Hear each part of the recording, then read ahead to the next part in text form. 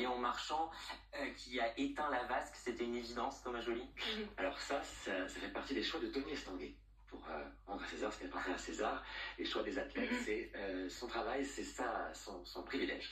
Et donc, il a assez rapidement dit que l'athlète qui viendrait éteindre la vasque, ce serait merveilleux que ce soit Léon Marchand. Léon Marchand a accepté. J'ai trouvé cette séquence très, très classe, très élégante, dans le jardin des Tuileries, et j'ai trouvé ça très émouvant aussi de le voir arriver et d'avoir aussi imaginé, ça c'est nous qui l'avons proposé, cette flamme entourée des athlètes de tous les continents qui est soufflée par l'ensemble des athlètes de chaque continent.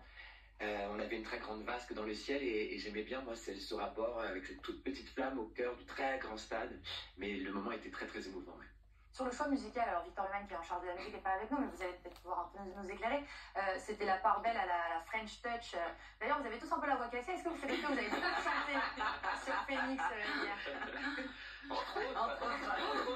C'était l'idée en tout cas des groupes. Il y avait Phoenix, il y avait R, il y avait Kavinsky, il y avait Angèle, bien évidemment. Il y avait Iseut aussi qui était.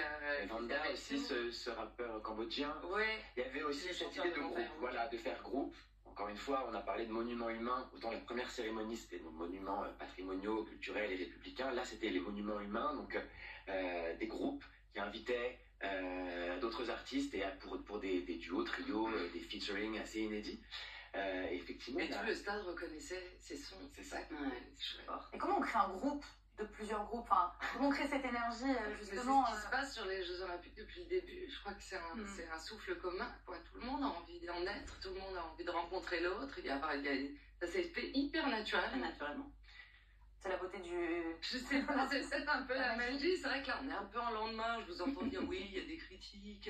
Mais c'est le principe BFM. Mais non, c'est merveilleux ce qui vient de se passer pendant 15 jours. Et on n'a pas du tout envie que ça s'arrête. Ça va pas du tout s'arrêter d'ailleurs avec les Paralympiques.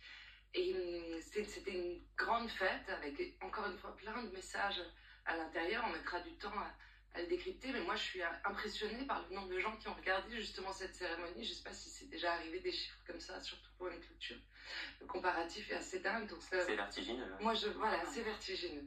Nous on se réveille en disant, on a essayé de faire encore une fois le mieux pour tous, et c'est très émouvant ce qui se passe. Alors forcément ce matin on parle un peu de blues post-JO. Est-ce que vous le craignez, vous, ce blues, même si vous l'avez dit c'est pas fini, il y a encore les Paralympiques qui arrivent? Non, moi je crois qu'il faut... Vraiment, il faut prendre en héritage, vous savez, cet héritage de ce grand nous, de chacun et chacune, de ce témoignage aussi qu'on est très nombreux et nombreuses à vouloir bien, et même à bien vouloir bien vivre ensemble. Cet héritage-là, nous on est artistes, on a envoyé ce message dès la cérémonie d'ouverture, il a été relayé par les compétitions pendant 15 jours. Voilà, est-ce que ce message doit être repris par la politique, par le médiatique, mais aussi par chacun et chacune d'entre nous, parce que voilà, c'est nous qui construisons aussi cette unité. On en est tous et toutes responsables aussi. Et moi, je crois qu'il ne faut pas du tout avoir le blues, au contraire, je crois que ça a lancé une énergie. Et que comme on a aimé cette énergie, eh bien, perpétuons-la le plus longtemps possible. Mais on avait quand même posé la question à quelques Français, savoir si eux, ils ont un petit peu peur de ce blues. Il y en a certains qui nous disent quand même... Et qu'est-ce qu'on va faire maintenant?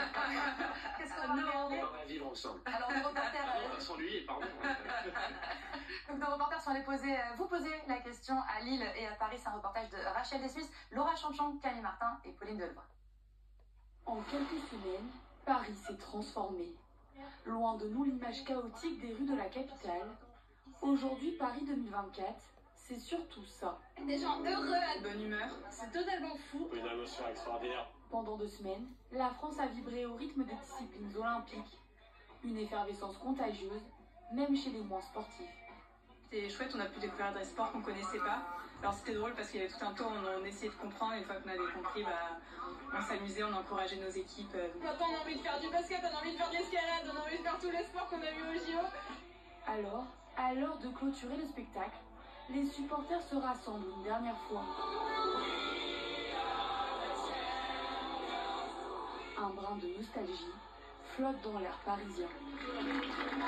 Mais oui, déjà, j'ai pas du tout envie que ça se termine. On a vécu 15 jours de communion, tout le monde était hyper heureux. Ça a beaucoup manqué. Les 45 000 bénévoles, eux aussi, redescendent de leur nuage. Ils devront ranger leur uniforme pour retrouver celui du quotidien.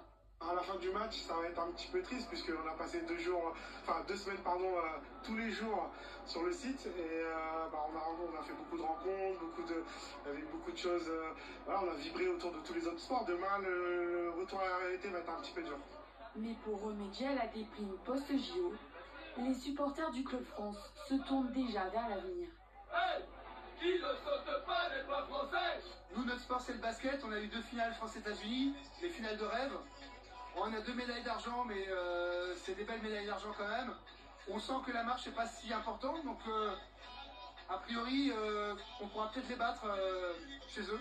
Les Paralympiques qui vont arriver, et je pense que ça va nous aider aussi à faire passer le cap. Pour profiter une dernière fois des lieux emblématiques, rendez-vous le 28 août prochain. Vive la France!